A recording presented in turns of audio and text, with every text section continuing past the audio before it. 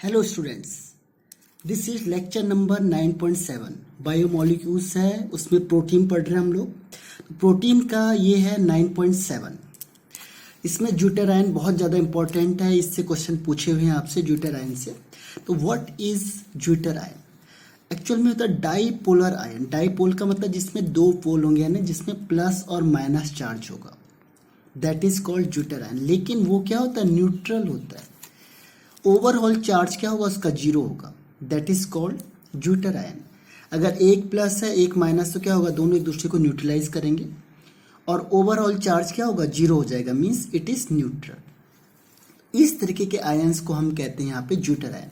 तो zwitter word है, ये जर्मन वर्ड है।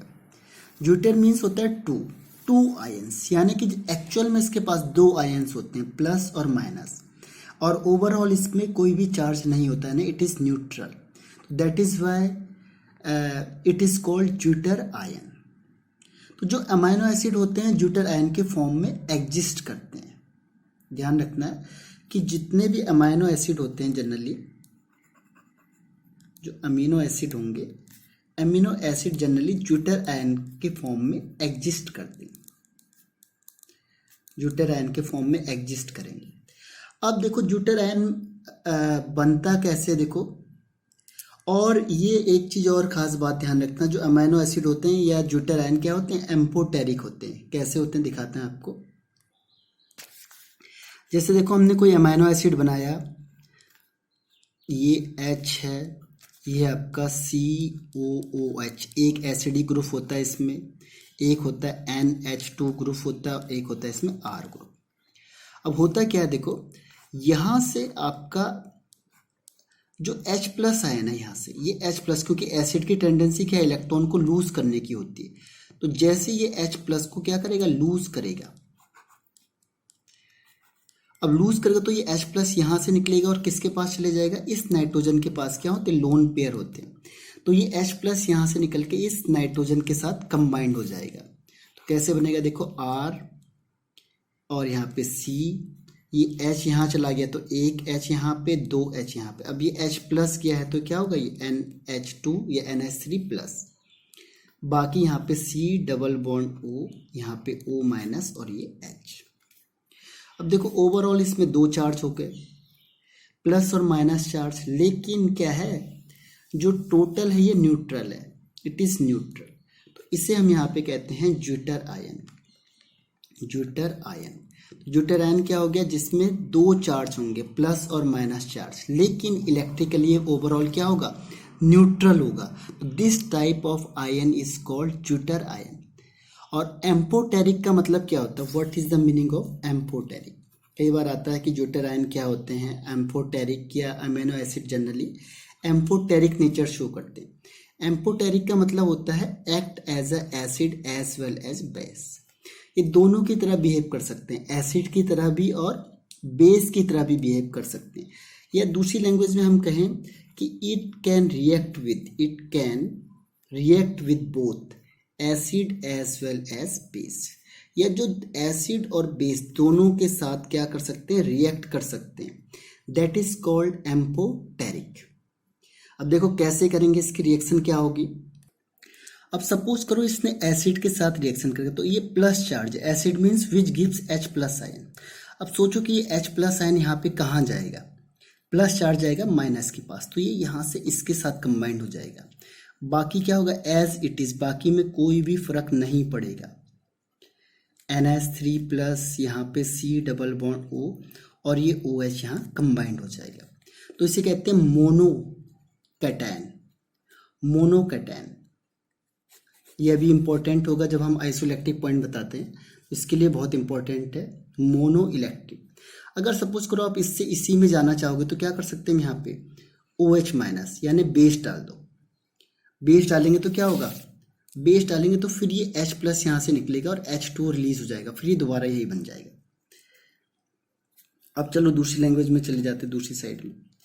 अब यहाँ पे सपोज मैंने बेस डाला OH माइनस, तो OH माइनस किसके साथ कंबाइंड होगा? OH माइनस किसके साथ? इसके साथ। यहाँ से H प्लस को बाहर निकालेगा, क्योंकि इसके पास क्या है? इस N के पास देखो NH3 का मतलब एक H, दो H और तीन H।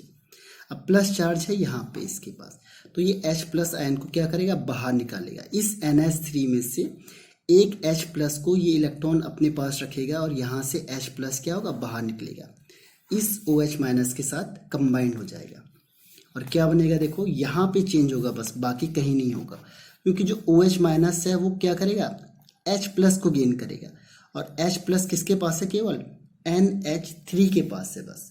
तो यहाँ से इसने H प्लस गेन किया तो यहाँ पे क्या बचेगा, NH2, बाकी एज इट इज रहेगा, एज इट इज। ठीक है, तो ये इसकी सेकंड कंडीशन। अब सेम अगर मैंने यहाँ पे एसिड डालेंगे, H प्लस डालेंगे तो क्या होगा, फिर यही बन जाएगा। तो आप इसे क्या कर सकते हो, इंटर कन्वर्टेबल कर सकते हो, एक को दूसरे में, दूसरे को एक में कन्वर्ट कर सकते हो। ठीक है, तो पहले केस में हमने क्या किया, H प्लस लिया और यहाँ से हमने OH माइनस लिया। ठीक है, तो ये बन गया आपका RCH NH3 plus C double bond OH। ये ज्यूटर आयन है आपका। ज्यूटर आयन में क्या होगा, दो आयन्स होते हैं जनरली, NH3 प्लस यहाँ H और ये COO माइनस। यहाँ पे क्या हुआ, हमने पहले बेस डाला OH माइनस, तो बेस क्या करेगा, यहाँ से H को निकालेगा, बाकी एज इट इज रहेंगे, बाकी में कोई चेंज नहीं होने का। NH2 यहाँ से निकला है H और ये COO माइनस, और यहाँ पे मैंने एसिड डालेंगे तो फिर क्या होगा, ये बन जाएगा। तो आप इस तरीके से ये ज्यूटर आयन की फॉर्म्स हो गए, वन फॉर्म। और इसमें देखो ओवरऑल नेगेटिव चार्ज है तो इसे क्या कहेंगे, एनायन फॉर्म, एनायनिक फॉर्म। और इसे कहेंगे हम कैटायनिक फॉर्म, क्योंकि इसमें कैटायन का चार्ज है, कैटायनिक फॉर्म, और ये बिल्कुल न्यूट्रल है। तो ये आपका ज्यूटर आयन हो गया। और अगर आपने एसिड के प्रेजेंस में डालेंगे तो कैटायन बनेगा, और यहाँ पे क्या होता है, pH लो हो जाएगा, बहुत कम हो जाता है, क्योंकि एसिडिक मीडियम है तो pH की वैल्यू क्या होगी, कम हो जाएगी। एनायन यानी आपने बेस डाला है तो यहाँ पे pH क्या होगा, आपका हाई हो जाएगा। कई बार क्वेश्चन पूछ लेता है कि बेसिक मीडियम में या एनायनिक फॉर्म में pH क्या होगा, तो एनायनिक फॉर्म में pH क्या होगा, इसका हाई हो जाएगा। और अगर कैटायनिक फॉर्म होगा, कैटायनिक फॉर्म में इसका pH क्या हो जाएगा, लो हो जाएगा। कैटायनिक फॉर्म कैसे आएगा, एसिड की प्रेजेंस में। और एनायनिक फॉर्म कैसे आएगा इसका, किसकी प्रेजेंस में, बेस यानी कि OH की प्रेजेंस में। तो इससे ज्यूटर आयन से क्वेश्चन पूछा जाता है आपसे। सेकेंड पॉइंट आता है इसमें iso electric point. Iso electric, iso mean same होता है जनरली, इलेक्ट्रिक मतलब इलेक्ट्रिक फील्ड में अगर हम रखेंगे, यानी कि एक ऐसा pH जिसमें जो अमाइनो एसिड होगा वो कहीं भी माइग्रेट नहीं होगा। अगर आपने उसे इलेक्ट्रिक फील्ड में रखा तो वो कहीं भी माइग्रेट नहीं होगा, यानी उसका नेट चार्ज क्या हो गया, ओवरऑल 0 हो गया, यानी ज्यूटर आयन के फॉर्म में हो गया, यानी अमाइनो एसिड क्या हो गया, ज्यूटर आयन हो गया, बिल्कुल न्यूट्रल हो गया, कोई भी चार्ज नहीं होगा डेवलप, टोटल न्यूट्रल हो गया। तो उस pH को हम कहेंगे आइसो इलेक्ट्रिक पॉइंट। जरूरी नहीं है कि 7 होगा, कम और ज़्यादा ये डिपेंड करेगा नेचर ऑफ R। सेकंड देखो, जरूरी नहीं है कि जो जितने भी अमाइनो एसिड होंगे सबका सेम आइसो इलेक्ट्रिक पॉइंट होगा। मैंने अभी कहा था ये डिपेंड करेगा R के नेचर पे, R। अब देखो इसे निकालते कैसे हैं, इसके लिए यहाँ पे PK लिख दिया, इसको PL कर देना। PL मीन्स होता है iso electric point, iso electric point. कई बार इसमें हाई लेवल पे क्वेश्चन आ जाता है आपके पास, या कई बार क्वेश्चन दे देते, बहुत रेयर है लेकिन आ जाता है। तो PL मीन्स होता है आइसो इलेक्ट्रिक पॉइंट। तो इसे निकालना कैसे, देखो फॉर एसिडिक अमाइनो एसिड में होगा PL is equal to half, यहाँ पे चेंज कर देना, PK था एक्चुअल में ये है PL है। PL means iso electric point. इसे निकालेंगे हाफ PK1 प्लस PK2। अब देखो इसको सिंपल तरीका बताता हूँ मैं आपको, एसिडिक मीडियम में या बेसिक मीडियम में कैसे निकालेंगे। तो सपोज कोई आपको देखो ज्यूटर आयन दे दिया, ये कैटायनिक फॉर्म है और ये एनायनिक फॉर्म है। अभी हमने किया था कि कैटायनिक फॉर्म मतलब प्लस चार्ज है इसमें ओवरऑल, ज्यूटर आयन का मतलब प्लस और माइनस दोनों चार्ज हैं, और एनायन का मतलब क्या है, केवल नेगेटिव चार्ज है यहाँ पे बस, बाकी एज इट इज है, बाकी कोई चार्ज नहीं है, तो एनायनिक। अब क्या होता है, एवरेज निकालना पड़ता है। सपोज ज्यूटर आयन के A1 की वैल्यू आपको दे दी, यहाँ पे ज्यूटर आयन की वैल्यू दे दी आपको 9.7, और कैटायन में KA2 की वैल्यू दे दी आपको 2.3, और अब पूछा कि इसका आइसो इलेक्ट्रिक पॉइंट बताओ। ठीक है, तो हमने क्या करना है, एवरेज निकालना है। हाफ Ka1 प्लस Ka2, इसको निकालो। 1.2, 2.3 प्लस 9.7, इसको 7 प्लस 3 10 और 9 प्लस 2 11 और 1 12, तो 12/2, यानी आंसर हो गया 6। तो इसका आइसो इलेक्ट्रिक पॉइंट कितना हो गया, PL इज इक्वल टू 6। तो कई बार क्या होता है, कॉम्प्लिकेटेड आपको क्वेश्चन देते हैं। कॉम्प्लिकेटेड कैसे, जैसे आपको यहाँ पे NH2 का सपोज करो 2 ग्रुप दे दिए। ठीक है, अब NH2 के 2 ग्रुप दे दिए हैं, मतलब ये R वाला पॉइंट है आपका, तो R कुछ भी हो सकता है, डिफरेंट हो सकता है R। तो अगर ये आपका डिफरेंट हो गया तो फिर क्या होगा, फिर हम कैसे देखेंगे। तो सबसे पहले देखो इसका ज्यूटर आयन बनाते हैं। ज्यूटर आयन का मतलब क्या होता है, ओवरऑल क्या होना चाहिए, 0 चार्ज होना चाहिए, न्यूट्रल। तो सपोज करो हमने क्या किया, यहाँ पे ये H यहाँ से निकल के इसके पास आ गया, तो कैसे बनेगा, देखो H NH3 प्लस और यहाँ पे CH4 का होल 4 और ये CH यहाँ पे NH2 और ये COO माइनस। तो ये इसका क्या बन गया, ज्यूटर आयन बन गया।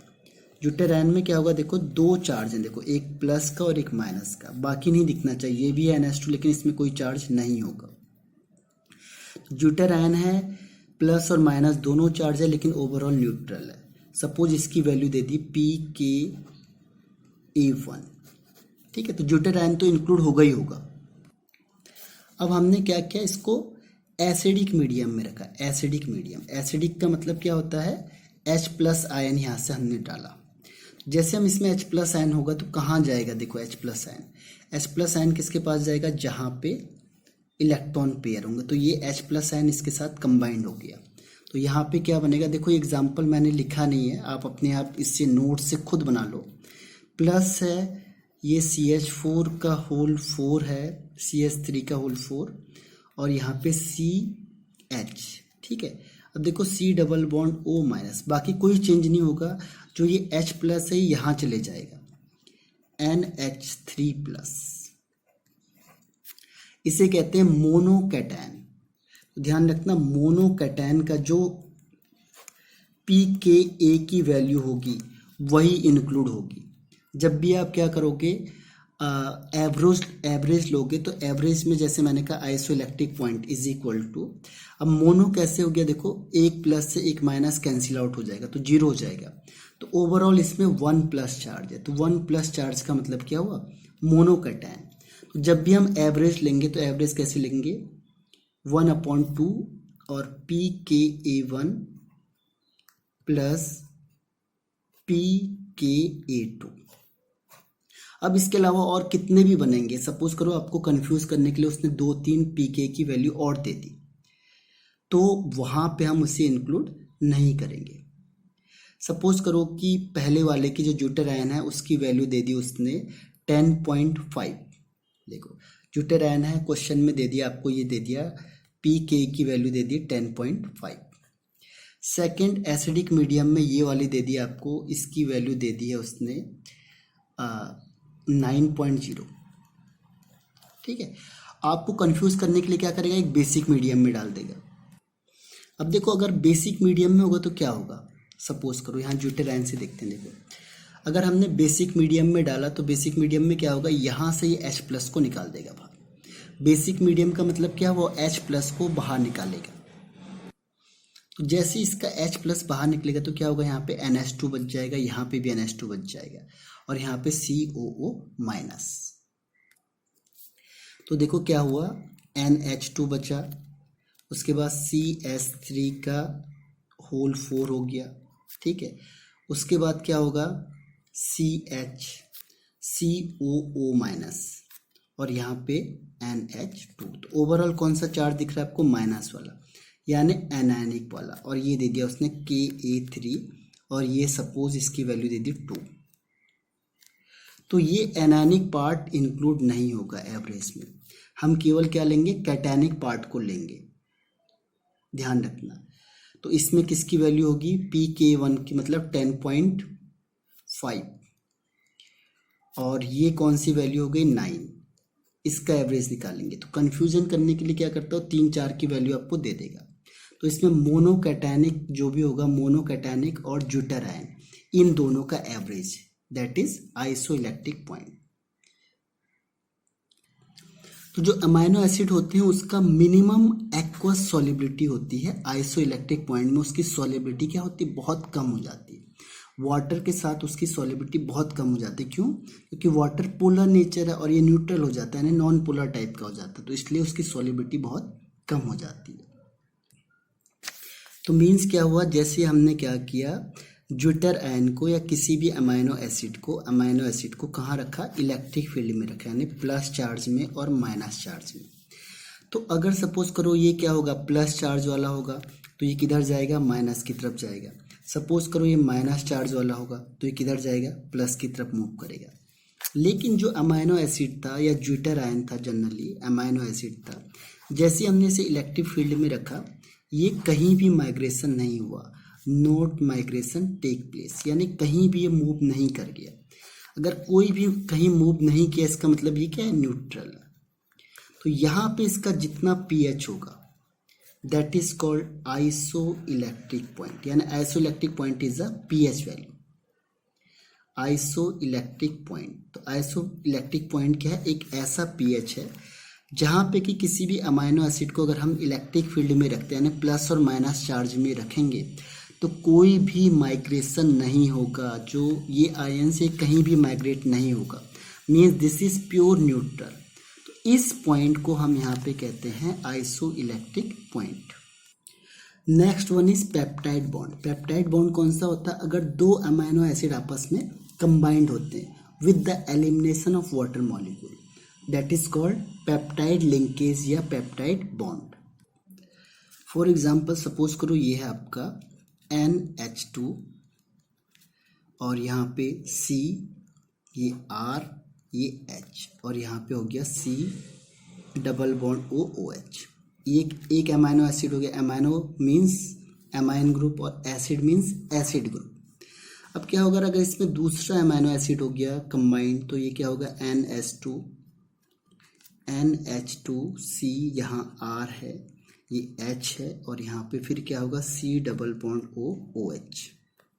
तो क्या होता है, देखो यहाँ से OH और यहाँ से H, यानी H2O रिलीज हो गया।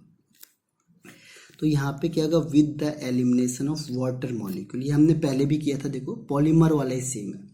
जैसे हमने पॉलीमर में किया था, COH और NH2 कोई भी ग्रुप आएगा तो यहाँ से क्या होगा, OH और यहाँ से H रिमूव हो जाएगा, यानी with the elimination of water molecule. बाकी एज इट इज रखना हमने, NH2, यहाँ पे C, R, ये H, यहाँ पे C double bond O, NH, बाकी सेम है, कोई चेंज नहीं होना है। तो इसमें क्या होता है, ये पूरा लिखना पड़ेगा आपको, ये पूरा लिखना है यहाँ पे। तो मेन क्या होता है, इस CONH बॉन्ड को, CO यानी एमाइड वाला आपने देखा होगा, लेकिन यहाँ पे हम एमाइड वर्ड यूज़ नहीं करते हैं। यहाँ पे हम इसे कहते हैं पेप्टाइड बॉन्ड, यानी जो दो अमाइनो एसिड को आपस में कंबाइन करता है with the elimination of water molecule. तो दिस बॉन्ड या this linkage is called peptide linkage, peptide linkage या पेप्टाइड बॉन्ड। तो पेप्टाइड लिंकेज क्या हो गया, द बॉन्ड विच या through which the two amino acid combined together with the elimination of water molecules. This type of bond is called peptide linkage या peptide bond. तो short में अगर कहना होगा तो ये भी होता है CONH bond is called, CONH bond is called peptide linkage.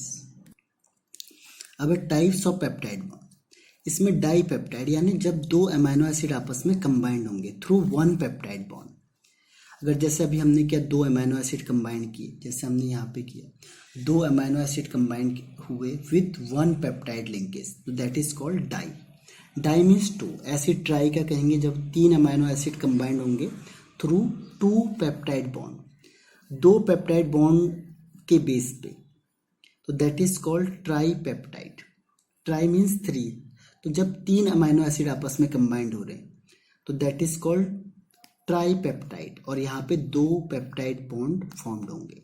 ऐसी tetra means 4 amino acid combined होंगे थ्रू 3 पेप्टाइड बॉन्ड। तो next point is terminal. Terminal means and point. तो हमारे पास 2 टर्मिनल यूज होते हैं। एक होता है सी टर्मिनल जिसमें जो एंड होगा फ्री कार्बोक्सिलिक ग्रुप होना चाहिए, उसे कहेंगे C terminal. And second one is N terminal. N का मतलब जो एंड होगा उसमें फ्री अमाइनो ग्रुप होगा। अगर फ्री अमाइनो ग्रुप है तो उसे कहेंगे एन टर्मिनल, और अगर फ्री कौन सा कार्बोक्सिलिक ग्रुप होगा तो that is called C terminal. तो देखो एग्जाम्पल के लिए ये है, जैसे हमने 2 को कंबाइन किया तो इधर देखो लेफ्ट हैंड साइड में, इन जनरल देखो लेफ्ट हैंड साइड में क्या होगा, NH2 ग्रुप फ्री दिखेगा आपको, तो this is called N terminal. और ये देखो COH ग्रुप है यहाँ पे, ये हर हमेशा राइट हैंड साइड में होगा क्योंकि जो अमीनो एसिड होता है वो क्या होता है, एल फॉर्म में होता है। एल का मतलब NH2 ग्रुप हर हमेशा लेफ्ट हैंड साइड में होगा। तो इस लेफ्ट हैंड साइड वाले को कहते हैं एन टर्मिनल, जहाँ पे फ्री NH2 ग्रुप है, that is called N terminal. और सेकंड देखा हमने जहाँ पे फ्री COOH ग्रुप होगा, that is called C terminal. तो इन मैक्सिमम केस में क्या हो सकता है, ये राइट हैंड साइड में होता है और एन टर्मिनल आपको कहाँ दिखेगा, लेफ्ट हैंड साइड में। तो आपको अगर लिखा होगा एन टर्मिनल तो आप समझ जाना कि मीन्स फ्री NH2 ग्रुप है, और अगर लिखा होगा C terminal means free COOH group वहाँ पे प्रेजेंट है। और इन मैक्सिमम केस में ये राइट हैंड साइड में होगा और ये लेफ्ट हैंड साइड में होगा। नेक्स्ट टॉपिक है इसमें स्ट्रक्चर ऑफ प्रोटीन्स। प्रोटीन का स्ट्रक्चर कहें, ये कहेंगे हम कि प्रोटीन कितने फॉर्म में एग्जिस्ट कर सकता है। जनरली होता है प्राइमरी, सेकेंडरी के 2 टाइप्स होते हैं, alpha helix and beta pleated. Tertiary and quaternary, 4 degree, 1 degree, 2 degree, 3 degree and 4 degree quaternary. ठीक है, तो इस फॉर्म में प्रोटीन एग्जिस्ट कर सकता है। तो हम स्टार्ट से देखते हैं प्राइमरी स्ट्रक्चर। तो इसको सबसे पहले दिया था फ्रेडरिक सांगर ने इन 1953 में, उसने इंसुलिन में किया था इसे। तो एक्चुअल में होता क्या, एक सीक्वेंस होता है अमीनो एसिड का जो कि लिंक होता है किससे, पॉलीपेप्टाइड चेन, पेप्टाइड बॉन्ड से लिंक होता है, एक स्पेसिफिक सीक्वेंस होता है, that is called primary. Example बताता हूँ आपको। जैसे आपको पता है कि ये अमीनो एसिड हैं GLY ALA, ये इसकी शॉर्ट फॉर्म है। तो मैं इसे एक सीक्वेंस में अरेंज करता हूँ लाइक दिस। जैसे मैंने कहा सपोज GLY कर दिया, उसके बाद TYR, फिर GLY, फिर ALA, फिर आपका PHEVAL, इस तरीके से मैंने अरेंज कर दिया। तो ये क्या बन गया, एक यानी एक लाइन में, एक सीक्वेंस का मतलब इस तरीके से एक लाइन में लगते चले जाएंगे। वन सीक्वेंस में, स्पेसिफिक सीक्वेंस में अगर लगेगा, यहाँ पे GLY, यहाँ पे TYR, और इसके बीच में जो बॉन्ड होगा that is called peptide bond.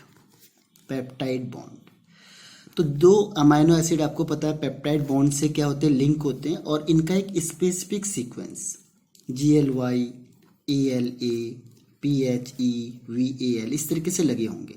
तो दिस इज कॉल्ड प्राइमरी, यानी 1 डायमेंशनल होते हैं, 1 डायमेंशनल, फर्स्ट 1D होते हैं। एक स्पेसिफिक, अगर मैंने सपोज करो इसको चेंज कर दिया, यहाँ से इसकी सीक्वेंस थोड़ी सी चेंज कर दी, मैंने लिखा GLY TRY, उसके बाद ALA लिख दिया, तो ये दूसरा प्रोटीन बन जाएगा। उसके बाद यहाँ पे लिख दिया PHEVAL GLY। जैसे जैसे आप इसमें चेंज करते जाओगे क्या मिलेगा आपको, डिफरेंट टाइप के प्रोटीन्स मिलेंगे। तो ये डिफरेंट टाइप के प्रोटीन्स होते हैं। अब आपको ये पता है कि जैसे मैंने कहा था NH2 हर हमेशा कहाँ रहेगा, लेफ्ट हैंड साइड में रहेगा, लेफ्ट हैंड साइड में। ये COOH हो गया, ये हो गया R और ये हो गया H। तो हर हमेशा ध्यान रखना कि जो NH2 ग्रुप होता है वो लेफ्ट हैंड साइड में रहता है और COOH ग्रुप हर हमेशा राइट हैंड साइड में होता है।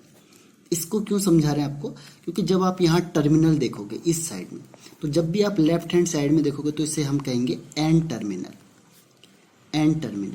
और अगर मैं राइट हैंड साइड की बात करूँगा कि राइट हैंड साइड, अगर मैं इस साइड की बात करूँगा तो मैं इसे कहूँगा सी टर्मिनल। तो लॉजिक क्या है, सेम लॉजिक है कि जो COOH ग्रुप है ये हर हमेशा राइट हैंड साइड में होगा, और जो NH2 ग्रुप है ये हर हमेशा लेफ्ट हैंड साइड में होगा। तो लेफ्ट हैंड साइड वाला आपका हर हमेशा N टर्मिनल होगा, और राइट हैंड साइड वाला आपका हर हमेशा C टर्मिनल होगा। और हमने इसे क्या कहा था, L सीरीज कहा था, कैपिटल L, ध्यान रखना, कैपिटल L कैपिटल D। तो कैपिटल L का मतलब हुआ कि NH2 ग्रुप हर हमेशा लेफ्ट हैंड साइड में होगा, तो this is called L series. और यही अगर आप बुक में या कहीं भी देखोगे तो आपको ये दिखेगा, लेफ्ट हैंड साइड में N terminal and right hand side में C टर्मिनल। अब है secondary structure of protein. Secondary actual में होती है 3 डायमेंशनल, प्रोटीन होती है जनरली सेकेंडरी स्ट्रक्चर में 3 डायमेंशनल होता है। और ये कब बनता है, जब प्राइमरी में क्या होती है, फोल्डिंग होने लगती है, backbone, folding of the backbone of the polypeptide chain through hydrogen bonding. यहाँ पे हाइड्रोजन बॉन्डिंग ध्यान रखना, इसमें क्वेश्चन कई बार हाइड्रोजन बॉन्डिंग के बेस पे आता है कि पॉलीपेप्टाइड चेन के बीच में कौन सी बॉन्डिंग होती है, दैट इज हाइड्रोजन बॉन्डिंग। और फोल्डिंग होने लगेगा, फोल्डिंग कैसे, ये आपके पास क्या था, प्राइमरी स्ट्रक्चर था, अब इसी में हमने फोल्ड कर दिया, इसको थोड़ा थोड़ा सा फोल्ड कर दिया इस तरीके से, या इसके स्ट्रक्चर को थोड़ा सा क्या क्या फोल्डिंग कर दी। तो फोल्डिंग करने से क्या होगा, हमें जो स्ट्रक्चर मिलेगा that is called secondary structure. Secondary यानी हमने प्राइमरी के जो पॉलीपेप्टाइड चेन है उसको लिंक करा, इसमें 2 से ज़्यादा, सेकेंडरी में क्या हो सकते हैं, 2 भी हो सकते हैं। जैसे आपने बीटा प्लेटेड में देखोगे कि एक लाइन आपको यहाँ दिखेगी, दूसरी इसके सामने दिखेगी, तो 2 पॉलीपेप्टाइड चेन हो सकते हैं। तो सेकेंडरी में क्या होता है, जनरली फोल्डिंग होती है बैकबोन ऑफ पॉलीपेप्टाइड चेन, ये आपस में कंबाइंड होते हैं। तो ये आपका 3 डायमेंशनल स्ट्रक्चर है। तो इसके शेप में भी क्या होगा, पॉलीपेप्टाइड चेन एग्जिस्ट होगी, और R के साइज के बेस पे, जो हमने कहा था R एक डिफरेंट ग्रुप होता है, इस R के साइज के बेस पे इसको हमने 2 टाइप से क्लासिफाइड किया हुआ है। First is alpha helix and second is beta pleated sheet. तो अल्फा हेलिकल स्ट्रक्चर तब बनेगा जब R का साइज बड़ा होगा, और बीटा प्लेटेड शीट तब बनेगी जब R का साइज छोटा होगा। तो हम स्टार्ट करते हैं फर्स्ट अल्फा हेलिक्स। तो अल्फा हेलिक्स में कब बनेगा, जब ये जो पॉलीपेप्टाइड चेन है राइट हैंडेड ट्विस्ट करेगा या क्लॉकवाइज ट्विस्ट करेगा, क्लॉकवाइज स्पाइरल घूमता चला जाएगा क्लॉकवाइज। जैसे सपोज करो ये था आपका क्या, primary, this one is primary. अब इसी ने क्या किया, यहाँ से ट्विस्ट करना स्टार्ट कर दिया, राइट हैंडेड, देखो राइट हैंड साइड में ट्विस्ट कर रहा है, राइट हैंड साइड में ट्विस्ट कर रहा है, रोटेट कर रहा है, घूम रहा है ये। दिस इज कॉल्ड अल्फा, ये हेलिकल स्ट्रक्चर एक्चुअल में से कहते हैं हेलिकल स्ट्रक्चर। तो this is called alpha helix structure. Alpha helix structure होगा, ये राइट हैंड साइड में क्या होगा, ट्विस्ट होगा, राउंड करेगा, रोटेट कर जाएगा, फोल्डिंग हो जाएगी। इसमें जो प्राइमरी था आपका उसी में फोल्डिंग हो गई, और राइट हैंड साइड में अगर ये ट्विस्ट करता है that is called alpha helix, और इस स्ट्रक्चर को हम कहते हैं हेलिकल स्ट्रक्चर। अब इसकी कैरेक्टरिस्टिक्स क्या है, देखो, each turn off helix, helix के हर एक टर्न में 3.6 अमाइनो एसिड होंगे, यानी 3 और फिर 0.6 और अमाइनो एसिड होगा। ये क्या है, एक्सपेरिमेंटली कैलकुलेट किया हुआ है। लाइक दिस, देखो एक यहाँ से और दूसरे यहाँ तक, अगर ये एक राउंड तक जा रहा है तो यहाँ पे 3.6 अमाइनो एसिड आएंगे, यानी 3 and 0.6 और, तो 3.6 अमाइनो एसिड आएंगे 1 से सेकेंड ट्विस्ट में। यहाँ से यहाँ तक का जो डिस्टेंस होगा इसमें 3.6 क्या होंगे, अमाइनो एसिड होंगे, पहला पॉइंट। सेकेंड पॉइंट इसमें क्या आता है कि देखो ये है आपका CO और ये आपका NH, CO और NH, इसके बीच में कौन सी बॉन्डिंग होगी, हाइड्रोजन बॉन्डिंग। ये देखो हाइड्रोजन बॉन्डिंग, यहाँ पे CO और NH, तो H और O के बीच में कौन सी बॉन्डिंग होगी, हाइड्रोजन बॉन्डिंग। इसे डॉटेड लाइन से शो करते हैं, this is hydrogen bonding, hydrogen bonding. ये सब क्या है, हाइड्रोजन बॉन्डिंग है जो वर्टिकली अलाइंड होती है इसमें। तो ध्यान रखना कि जो फर्स्ट पॉइंट क्या था कि हर एक टर्न में 3.6 अमाइनो एसिड होगा। सेकंड पॉइंट क्या था कि यहाँ पे जो इसके बीच में जो बॉन्डिंग होगी दैट इज हाइड्रोजन बॉन्डिंग। और थर्ड पॉइंट इसमें क्या है कि जो इसमें R ग्रुप होता है, R, ये हर हमेशा आउटवर्ड्स होगा, देखो बाहर की साइड होगा, इस रिंग के बाहर की साइड होगा। ये आर हर हमेशा आउटवर्ड्स होगा, आउटवर्ड्स बाहर की साइड होगा। देखो ये, तो इसमें जो आर होगा आपका, R group extend outwards from the helix core, helix core के बाहर की साइड होगा आर। आर कुछ भी हो सकता है। तो तीन चीज का ध्यान रखना है। पहला, इन दोनों के बीच का, एक टर्न के बीच का डिस्टेंस जो होता है इस टर्न का, that is 3.6 amino acid. Second, इन दोनों के बीच में हाइड्रोजन बॉन्डिंग होगी। देखो एच और ओ के बीच में हाइड्रोजन बॉन्डिंग, कहीं भी देखोगे आप एच और ओ के बीच में हाइड्रोजन बॉन्डिंग। थर्ड पॉइंट आपको क्या याद रखना है कि जो आर होता है ये हेलिकल जो कोर होता है, हेलिक्स कोर, इसके आउटसाइड में प्रेजेंट होता है। इसमें क्या होता है, जो प्रोटीन होता है इलास्टिक नेचर का होता है। इलास्टिक का मतलब जैसे आपने उसे क्या करोगे, स्ट्रेच करोगे, जैसे रबड़ होता है, खींचोगे तो क्या होगा, खींच जाएगा, फिर छोड़ोगे तो वही आ जाएगा। तो जैसे आप स्ट्रेच करोगे इसके वीक हाइड्रोजन बॉन्ड क्या होते हैं, ब्रेक डाउन हो जाते हैं और ये स्प्रिंग की तरह बिहेव करने लगता है। जैसे स्प्रिंग होता है, स्प्रिंग की तरह आप खींचोगे, कम करोगे, ऊपर नीचे करोगे तो ये आराम से हो सकता है, लाइक अ स्प्रिंग। आपने देखा होगा स्प्रिंग को आप स्ट्रेच खींच भी सकते हो, छोड़ोगे तो फिर अपनी पोजीशन में आ जाएगा। तो सेम लाइक स्प्रिंग की तरह ये क्या करेगा, बिहेव करता है। तो ध्यान रखना कि जो अल्फा हेलिक्स होता है इलास्टिक की तरह बिहेव करेगा, यानी कि आप उसे स्ट्रेच कर सकते हो, खींच सकते हो, कम ज़्यादा कर सकते हो। स्ट्रेचिंग करोगे जैसे ही तो क्या होगा कि वीक हाइड्रोजन बॉन्डिंग टूटेंगे और ये फिर स्प्रिंग की तरह बिहेव करेगा और ये दोबारा क्या होगा, हाइड्रोजन बॉन्ड्स आर रिफॉर्म्ड। जैसे आप स्ट्रेस को हटाओगे, टेंशन को हटाओगे तो दोबारा बन जाएगा, फिर आप छोड़ोगे, फिर आप जिस हिसाब से करोगे तो यानी इलास्टिक की तरह बिहेव करेगा। एग्जाम्पल इंपॉर्टेंट है, देखो मायोसिन है आपका, मसल्स में होता है। देखो मसल्स को आप खींचोगे, छोड़ोगे तो फिर वही पोजीशन आ जाएगी। कैराटिन होता है, जैसे हेयर हो गया आपका, बालों में होता है, ये मसल्स होता है। ऐसे ट्रोपोमायोसिन, तो ये इसके एग्जाम्पल है। एग्जाम्पल ज़्यादा इंपॉर्टेंट है। तो ये इसका अल्फा हेलिकल स्ट्रक्चर है। अल्फा हेलिकल स्ट्रक्चर इस तरीके से ये टर्न होता जाएगा, राइट हैंड साइड में टर्न होता है। जनरली इसको ऐसे भी दिखाते हैं, कई बार इसको इस तरीके से भी दिखाया जाता है। ये राइट हैंड साइड में इस तरीके से टर्न होता है, जो इसका राइट हैंड साइड में टर्न होगा। सेकेंड है इसमें बीटा प्लेटेड। बीटा प्लेटेड में क्या होता है, जब टू और मोर पॉलीपेप्टाइड चेन, जिसे हम स्ट्रैंड कहते हैं, स्ट्रैंड्स, वो क्या होंगे, side by side line up हो जाएंगे। देखो कैसे होते हैं, दो पॉलीपेप्टाइड चेन, टू और मोर, साइड बाय साइड कैसे लाइंड होते हैं। देखो ये एक पॉलीपेप्टाइड चेन ये है और दूसरा ये, तो ये साइड बाय साइड लाइन हो गई। जैसे एक पॉलीपेप्टाइड चेन ये हो गई, दूसरी ये हो गई, तो इसके बीच में भी देखो क्या हाइड्रोजन बॉन्डिंग है। तो हाइड्रोजन बॉन्डिंग है इसके बीच में भी, और दो पॉलीपेप्टाइड चेन क्या होंगे, side by side line up हो गए और इसके बीच में क्या होंगे, हाइड्रोजन बॉन्डिंग प्रेजेंट होंगी। तो ये एक शीट लाइक स्ट्रक्चर होती है, जैसे हमारा शीट होता है इस तरीके की स्ट्रक्चर आता है। ये देखो एक पूरे शीट में दिखेगा आपको ये, तो इसीलिए इसे कहते हैं बीटा प्लेटेड शीट। शीट मतलब शीट लाइक स्ट्रक्चर शो करता है, इसीलिए हम इसे शीट कहते हैं, beta pleated sheet arrangement. First characteristic इसका सेम है कि जो दोनों के दोनों स्ट्रैंड होते हैं वो हाइड्रोजन बॉन्डिंग के थ्रू क्या होते हैं, हेल्ड होते हैं। जो जैसे दो लाइन आपको बताई उसके बीच में कौन सा बॉन्डिंग होगा, हाइड्रोजन बॉन्डिंग होगा। सेम कॉन्सेप्ट है, देखो CO और NH, तो H और O के बीच में हाइड्रोजन बॉन्डिंग। ऐसे देखो CO NH, इसके बीच में हाइड्रोजन बॉन्डिंग। यहाँ देखो CO NH, इसके बीच में हाइड्रोजन बॉन्डिंग। तो एक लाइन ये हो गई पॉलीपेप्टाइड चेन की, दूसरी लाइन ये हो गई, तो इन दोनों के बीच में हाइड्रोजन बॉन्डिंग होगी और ये बीटा प्लेटेड शीट। तो ये शीट लाइक स्ट्रक्चर होता है पूरा। इसमें जो CO और NH का जो बॉन्ड्स होता है वो एक ही प्लेन में होता है। शीट के एक ही प्लेन में CO और NH एक ही प्लेन में होंगे। और मैंने आपको कहा था इसमें R स्मॉल होना चाहिए, और जो R होता है ये एबव या बिलो होता है, प्लेन के ऊपर होगा या नीचे होगा, लाइक दिस। इसको ये R यहाँ ऊपर होगा, अगर ये होगा तो ये नीचे होगा। तो R एबव या बिलो द प्लेन होगा।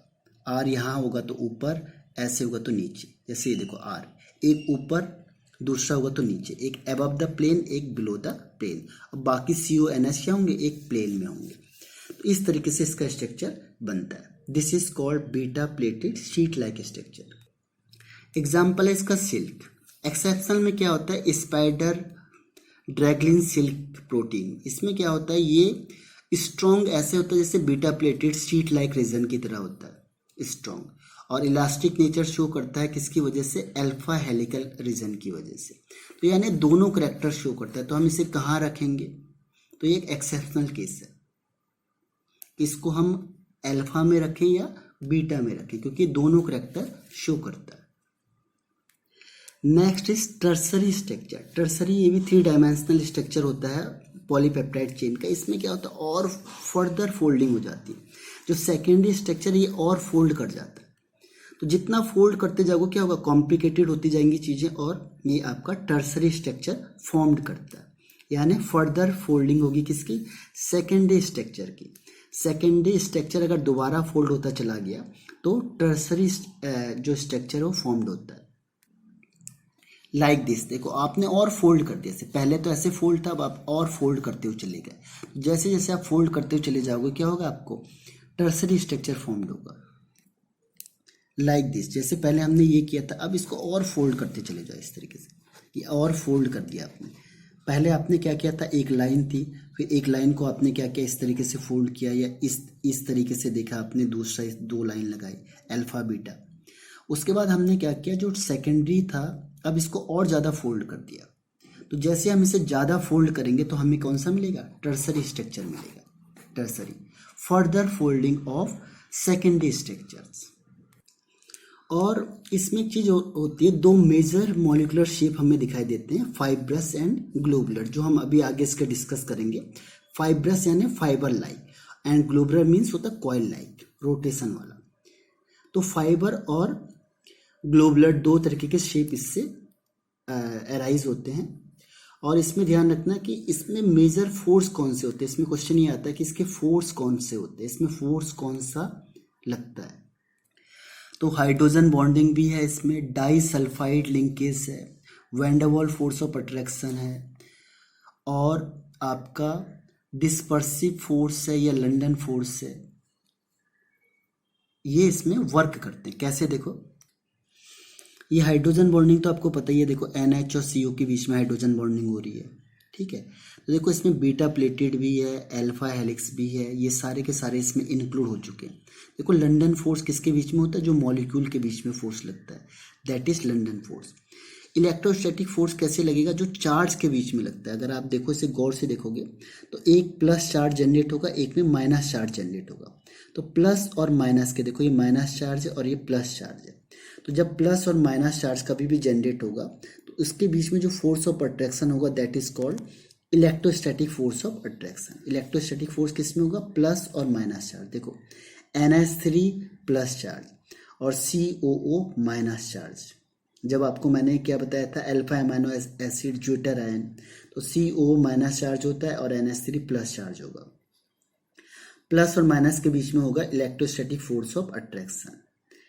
और देखो डाई सल्फाइड बॉन्ड कैसे बनेगा, 2 सल्फर के बीच में बॉन्डिंग हो गई, SS बीच में। जैसे वोल्केनाइजेशन ऑफ रबड़ में आपने देखा था डाई सल्फाइड बॉन्ड हो रहे थे, सल्फर के बीच में बॉन्डिंग, तो that is disulphide bond. तो ये सारे बॉन्ड इसमें प्रेजेंट होते हैं।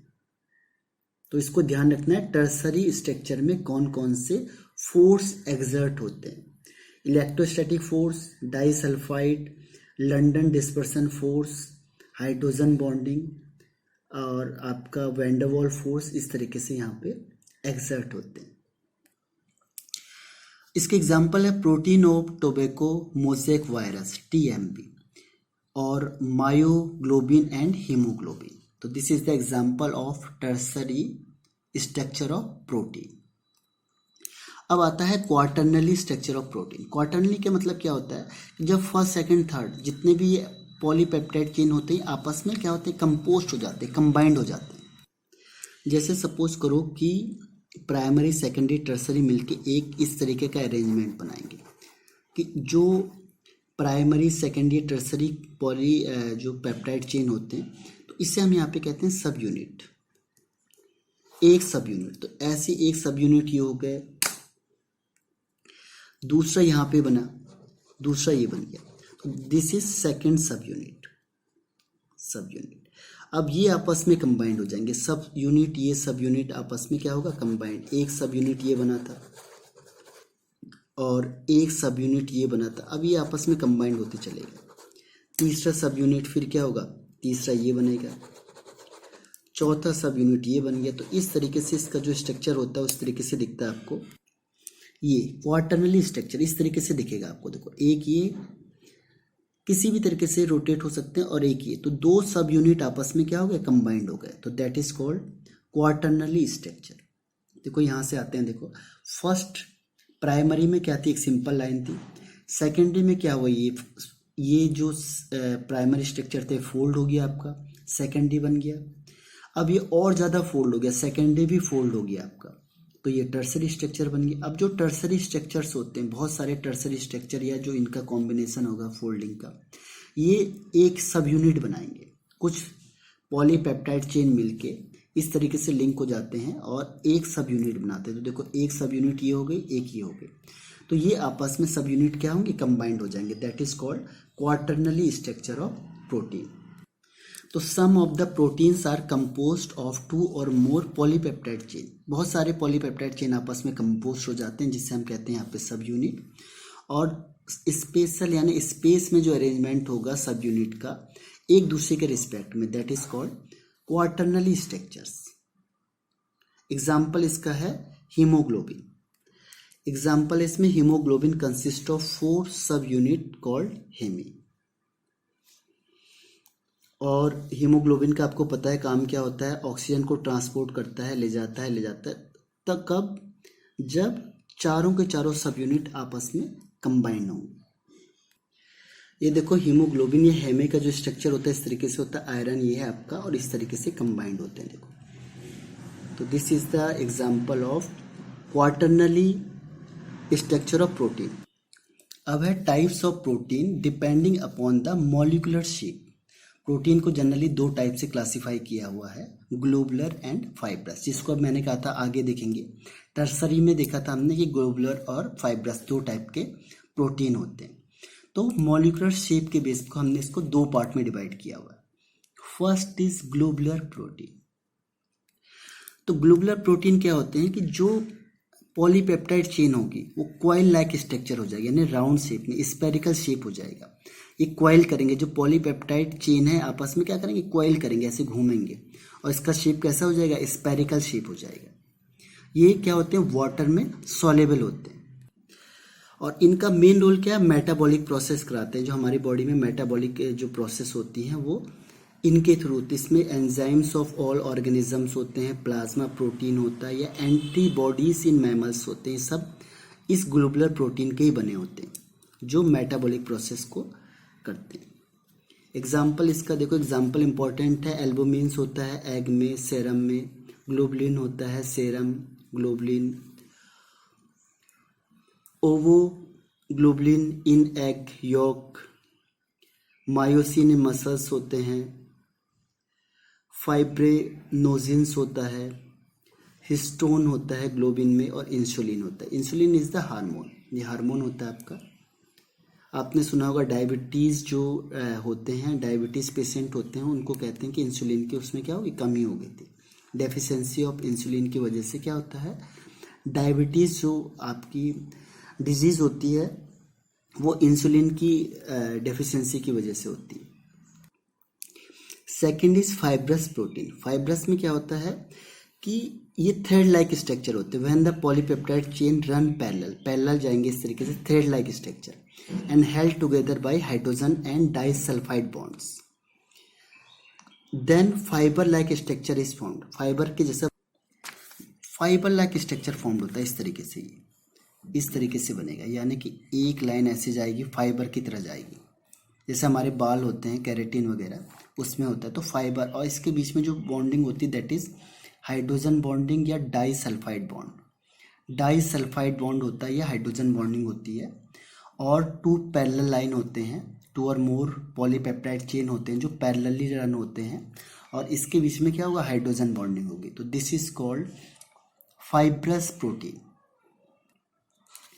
ये क्या होते हैं, इनसॉल्युबल होते हैं वाटर में, स्ट्रक्चर, इसका रोल है स्ट्रक्चरल को फॉर्म करते हैं। जैसे कोलेजेंस होते हैं जो बोन या कार्टेज में होते हैं, केराटिन होते हैं, आपने फिंगर नेल्स या जो हेयर होते हैं उसमें केराटिन होती है, वो स्ट्रक्चर को फॉर्म करती है, यानी स्ट्रक्चरल रोल होता है इसका ज़्यादातर। और दे कैन बी स्ट्रेस्ड, आप इसे स्ट्रेस कर सकते हो, कॉन्ट्रैक्ट कर सकते हो, थ्रेड लाइक, इसीलिए फाइबर्स मीन्स होता है थ्रेड, तो थ्रेड लाइक स्ट्रक्चर होते हैं। आप उसे स्ट्रेच करना चाहो स्ट्रेच कर सकते हो, कॉन्ट्रैक्ट करना चाहो कॉन्ट्रैक्ट कर सकते हो। जैसे बाल है, ये नाखून है आपके, इसमें केराटिन होती है, बोन्स होते हैं आपके, कार्टिलेज होता है, तो ये थ्रेड लाइक स्ट्रक्चर देखो सीधा आपको दिखेगा, थ्रेड की तरह स्ट्रक्चर दिखेगा। तो इसके एग्जाम्पल हो गए, देखो एग्जाम्पल ये आपको अभी बता ही दिए थे। कोलाजिन टेंडर्स और बोन्स में होते हैं, इलास्टिन होता है टेंडर्स, आर्टरीज या अदर इलास्टिक टिश्यूज में, केराटिन होते हैं हेयर, वूल, सिल्क, नेल में, मायोसिन होता है मसल्स में, ओसिन होता है बोन्स और टीथ में। तो यहाँ पे हमारे पास क्या होता है, ये प्रोटीन्स प्रेजेंट होती है। इसमें लास्ट पॉइंट आता है डीनेचुरेशन ऑफ प्रोटीन। डीनेचुरेशन का मतलब पहले देखो नेटिव फॉर्म क्या हुआ। नेटिव फॉर्म होता है कि जहाँ पे वो अपनी फिजिकल जो बायोलॉजिकल एक्टिविटी को करता है, तो जहाँ पे वो क्या होता है बायोलॉजिकली एक्टिव होता है, तो उसे हम नेटिव फॉर्म कहते हैं। तो नेटिव फॉर्म में हमने कोई भी फिजिकल चेंज किया, जैसे हमने टेम्परेचर चेंज कर दिया या हमने पीएच को चेंज कर दिया, तो उससे क्या होगा, जो उसका हाइड्रोजन बॉन्डिंग होती है वो डिस्टर्ब्ड हो जाती है, और जो ग्लोब्यूल्स होते हैं वो अनफोल्ड हो जाते हैं, और जो हेलिक्स होते हैं वो अनकॉइल्ड हो जाते हैं। और इसकी वजह से क्या होता है कि प्रोटीन अपनी बायोलॉजिकल एक्टिविटी को लॉस कर देता है। This is called denatured of protein. Suppose करो ये था आपके पास स्ट्रक्चर, सेकेंडरी स्ट्रक्चर हो, ये आपका टर्सरी स्ट्रक्चर होगा। टर्सरी में क्या होता है, इस तरीके से फोल्डेड होते हैं, अलग अलग फोल्ड होते हैं। अब जैसे आपने सपोज करो इसे टेम्परेचर दिया, तो अगर इसका कॉइल लाइक स्ट्रक्चर है, कॉइल लाइक स्ट्रक्चर यानी कि सर्कुलर फॉर्म में, तो ये क्या होगा, इस सर्कुलर को छोड़ के थ्रेड लाइक सीधी आ जाएगा, यानी प्राइमरी स्ट्रक्चर में कन्वर्ट हो जाएगा। ये भी क्या था, कॉइल लाइक स्ट्रक्चर था या फोल्ड था, हेलिकल स्ट्रक्चर था, तो क्या होगा, ये हेलिक्स इसका खत्म होगा, इस प्राइमरी स्ट्रक्चर में कन्वर्ट हो जाएगा। ऐसी जितने भी फोल्ड है, यानी इसका जो फोल्ड है वो अनफोल्ड हो जाएंगे और ये किस स्ट्रक्चर में आ जाएंगे, प्राइमरी स्ट्रक्चर में कन्वर्ट हो जाएंगे।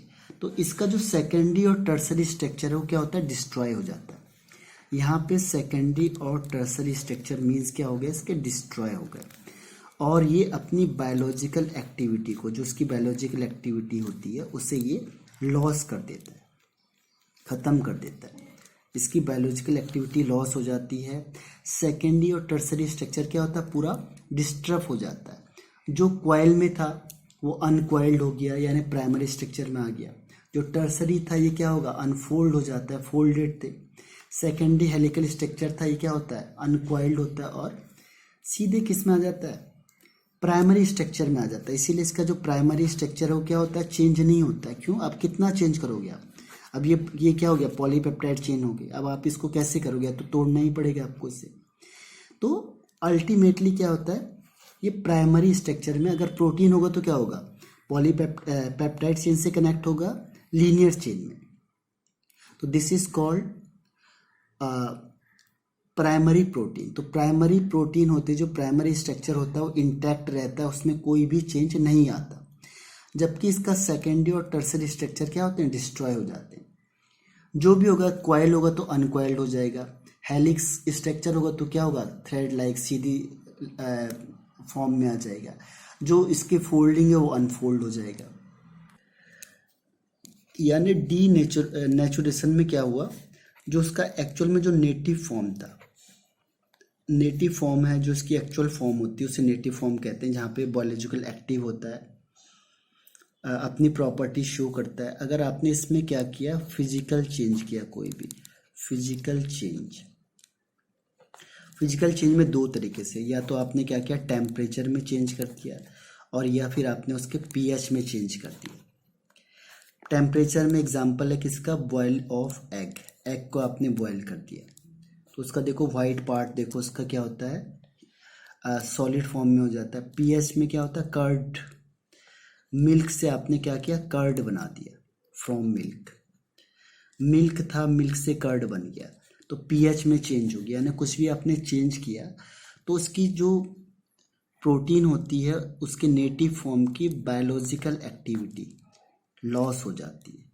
बायोलॉजिकल एक्टिविटी क्या होगी, इसकी खत्म हो जाएगी, डिस्ट्रॉय हो जाएगी, डिस्टर्ब हो जाएगी, लॉस हो जाएगी। और इसका बायोलॉजिकल एक्टिविटी कैसे लॉस होगी कि जो सेकेंडरी और टर्सरी स्ट्रक्चर होते हैं ये क्या होते हैं, किसमें चेंज हो गया, प्राइमरी स्ट्रक्चर में चेंज हो जाते हैं। यानी फोल्ड था अनफोल्ड हो गया, क्योंकि ये फोल्ड से ही तो बने हुए थे। ये फोल्डिंग स्ट्रक्चर था, आपने क्या किया, इसको फोल्ड को अनफोल्ड कर दिया। ये क्या था, इस तरीके से ट्विस्टेड था, ये सीधा स्ट्रक्चर इसमें आ जाता है। यानी सेकेंडरी या टर्सरी स्ट्रक्चर क्या होते हैं, प्राइमरी में चेंज हो जाते हैं। तो this is called denaturation of protein. तो इसमें क्वेश्चन आता है कि कौन सा स्ट्रक्चर इससे डैमेज होता है। इसमें दो क्वेश्चन बनते हैं, एक एग्जाम्पल का क्वेश्चन आता है कि कौन कौन से एग्जाम्पल हैं, तो आपको एग्जाम्पल बता दिया। कर्ड बनता है फ्रॉम मिल्क से, अगर पीएच चेंज हो, पीएच चेंज होगा तो कर्ड बनेगा मिल्क, मिल्क से कर्ड बनेगा। और अगर आपने टेम्परेचर चेंज किया तो क्या होगा, बॉयल, एग को बॉयल करना पड़ेगा आपको। सेकंड जो आता है इसमें कि कौन सा स्ट्रक्चर इसमें डैमेज होता है, सेकंड इसमें स्ट्रक्चर। तो इसमें जो डैमेज होता है वो सेकेंडरी और टर्सरी स्ट्रक्चर डैमेज हो जाता है, डिस्ट्रॉय हो जाता है, खत्म हो जाता है, डिस्ट्रॉय होता है। सेकेंडरी स्ट्रक्चर इसमें क्या होता है, डिस्ट्रॉय हो जाता है, सेकेंडरी और टर्सरी। और कौन सा चेंज नहीं होता, तो प्राइमरी इंटैक्ट रहता है, क्योंकि ये भी प्राइमरी बन जाएंगे फाइनली। अगर ये क्या है आपका ट्विस्टेड है, हेलिकल स्ट्रक्चर है, तो ये किस में चेंज हो जाएगा, ये जो आपका फोल्ड हुआ था अनफोल्ड हो जाएगा। ये कॉइल लाइक स्ट्रक्चर था, हेलिकल स्ट्रक्चर था, ये क्या होंगे, अनफोल्ड या अनकॉइल्ड होके। ये भी किससे बना था, टर्सरी फोल्डिंग से बना था। ये फोल्डिंग इसकी सारी खत्म हो जाती है, अनफोल्ड होके ये प्राइमरी स्ट्रक्चर फॉर्म करते हैं। तो this is called denaturation of protein. तो इसे कोगुलेशन में कहते हैं, coagulation of egg white on boiling. Curdling of milk, इसमें मिल्क से क्या होता है कि मिल्क से कर्ड बनता है। इसमें एक बैक्टीरिया होता है, आपने सुना होगा, उसमें लैक्टिक एसिड की वजह से क्या होता है, कर्ड बन जाता है। तो इस तरीके से आपका ये वाला जो लेक्चर है आपका वो फिनिश होता है। Thank you.